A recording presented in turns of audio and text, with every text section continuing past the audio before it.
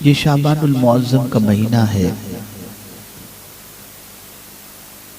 और बहुत सारे लोग नहीं जानते कि ये महीने की अज़मत क्या है। आक़ाए करीम सल्लल्लाहु अलैहि वसल्लम ने इरशाद फरमाया, शाबानुन शहरी, शाबान मेरा महीना है। इस महीने में अल्लाह अज़्ज़ा व जल्ल ने दो इनाम अता फरमाए। एक तो ये है कि जो आयते दुरूद नाजिल हुई वो इसी महीने में नाजिल हुई, और दूसरा इनाम है बैतुल मुक़द्दस की बजाय काबा जो किबला बना वो भी इसी महीने की 15 तारीख को बना है। रसूल आज़म सल्लल्लाहु अलैहि वसल्लम इरशाद फरमाते हैं, शाबानुन शहरुल मुत्तहिर, शाबान पाक करने वाला महीना है। और माह रमज़ानुल मुबारक के अलावा सबसे ज्यादा अगर किसी महीने के हुजूर सल्लल्लाहु अलैहि वसल्लम रोजे रखते तो वो शाबान। और वजह भी आक़ाए करीम सल्लल्लाहु अलैहि वसल्लम ने बयान फरमाई, इरशाद फरमाया मेरे आका सल्लल्लाहु अलैहि वसल्लम ने कि मैं चाहता हूँ कि जब मेरा दफ्तर बंद हो तब भी मैं रोज़े से रहूँ, और जब मेरा दफ्तर खुले तब भी मैं रोज़े से रहूँ। आप जानते हैं कि 15वीं शब दफ्तर बंद और नए दफ्तर का आगाज़ होता है। ये मुख्तसर मैंने इसलिए आपके सामने बातें पेश की ताकि कम से कम इस महीने की हम कद्र कर सकें और इस महीने में अल्लाह की बारगाह में रो धो कर अल्लाह को मना सकें। ये बात जहन में रहे, अल्लाह को हिसाब देना आसान नहीं है। बहुत सस्ता लोगों ने समझ लिया है और बहुत इजी हम समझते हैं कि बस कोई टेंशन की बात नहीं, निकल जाएगी। जिनको जन्नती होने की बशारत थी वो भी डरते थे।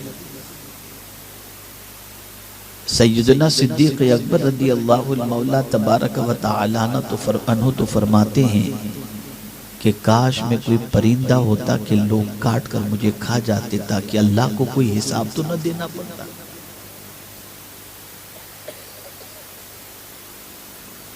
और रसूल गिरामी वक़ार सल्लल्लाहु अलैहि वसल्लम के बारे में उम्मुल मुमिनीन हज़रत आयशा सिद्दीक़ा रज़ी अल्लाह तआला अन्हा फरमाती हैं कि आक़ाए करीम सल्लल्लाहु अलैहि वसल्लम दुआ किया करते थे, अल्लाहुम्मा हासिबनी हिसाबन यसीरा, या अल्लाह मेरा हिसाब आसान लेना। वो रसूल गिरामी वक़ार सल्लल्लाहु अलैहि वसल्लम जिनकी चादर रहमत में हर मुजरिम की छुपाई है और हर मुजरिम वहाँ पर जो है उसकी समाई हो जाएगी। इसीलिए आला हजरत कहते हैं, वुसअतें दी हैं खुदा ने दामने महबूब को, जुर्म खुलते जाएंगे और वो छुपाते जाएंगे। लेकिन उसके बावजूद मेरे आका सल्लल्लाहु अलैहि वसल्लम अपनी उम्मत की तालीम के लिए ये दुआ करते हैं ताकि उम्मत भी हुजूर की सुन्नत पर अमल करके दुआ करे।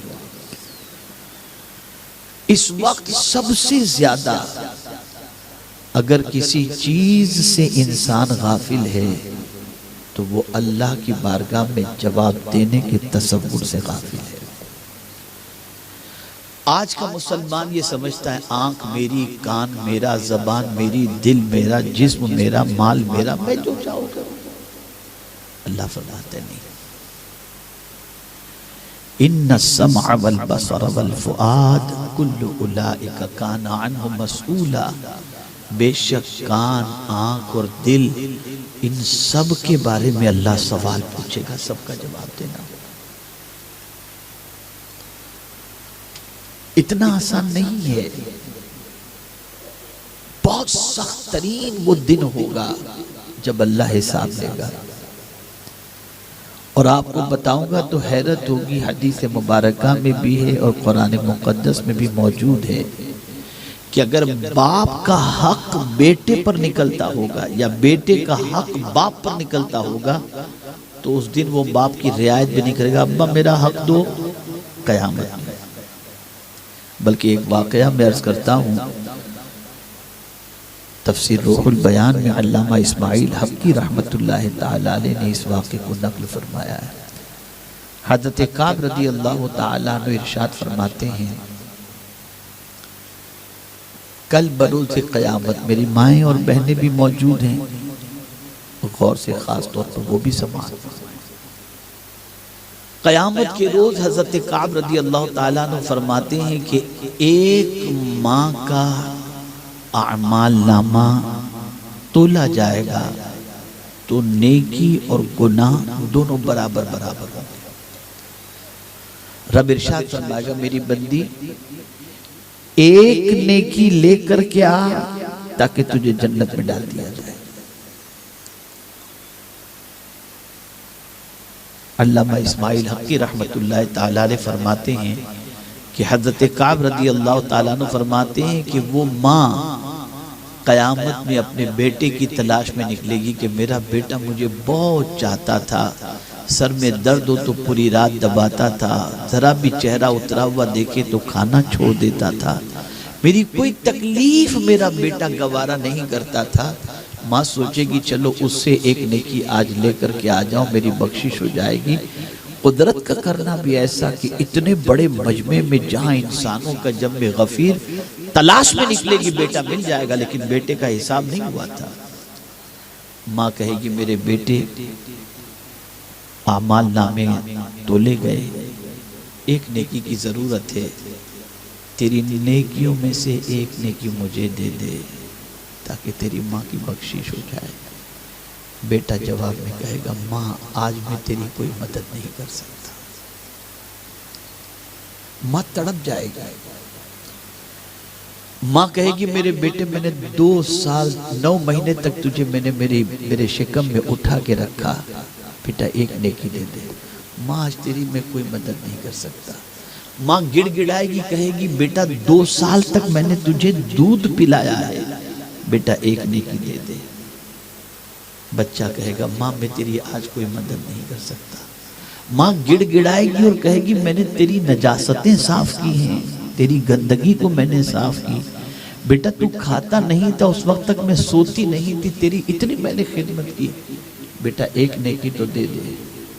माँ गिड़गिड़ाती रहेगी लेकिन बेटा अपनी नेकियों में से एक नेकी भी अपनी माँ को देने के लिए तैयार नहीं।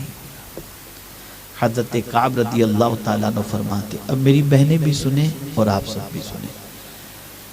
हज़रत काब रज़ी अल्लाह ताला अन्हु फरमाते हैं कि जो लोग अपने बच्चों के लिए हलाल और हराम की तमीज़ नहीं करते, जायज़ और नाजायज़ का ख्याल नहीं करते और अपने बच्चों की फ़िक्र के अंदर जो कुछ उनकी समझ में आता है वो करते हैं, सुन लो क़यामत में ये औलाद तुम्हें काम नहीं आएगी, नहीं आएगी काम। मेरी बहनें बुरा न माने तो मैं अर्ज करूं, बच्चों को बिगाड़ने के अंदर सबसे ज्यादा रोल माँ का होता है।